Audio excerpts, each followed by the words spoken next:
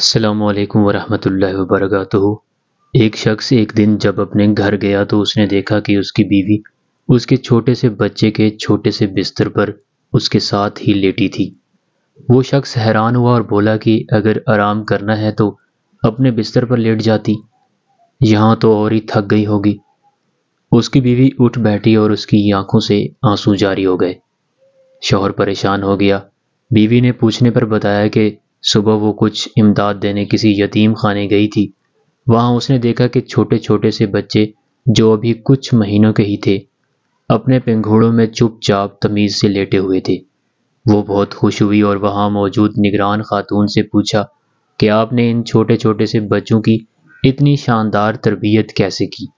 آپ مجھے بھی مشورہ دیں، میرا بھی ایک چھوٹا بچہ ہے۔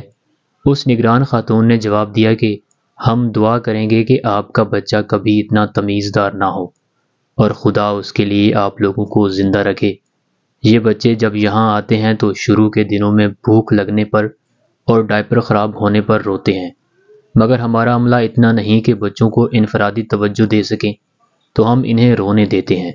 کچھ ہی دنوں میں انہیں عادت ہو جاتی ہے کہ یہاں ان کے رونے سے ان کی حاجت روائی نہیں ہوگی۔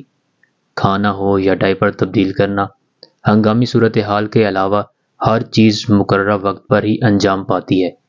جب وہ یہ بات سمجھ جاتے ہیں تو ان کا رونا کبھی کم اور عموماً بالکل ختم ہو جاتا ہے۔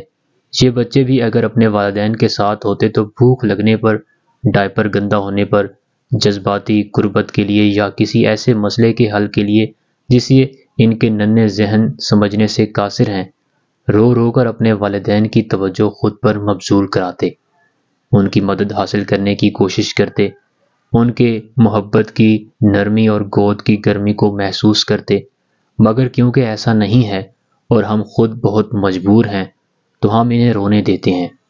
کچھ دن بعد یہ خود ہی تھک کر چپ ہو جاتے ہیں، اور اسی لیے جب سے وہ عورت وہاں سے آئی تھی اپنے بچے کے ساتھ لگی بیٹھی تھی۔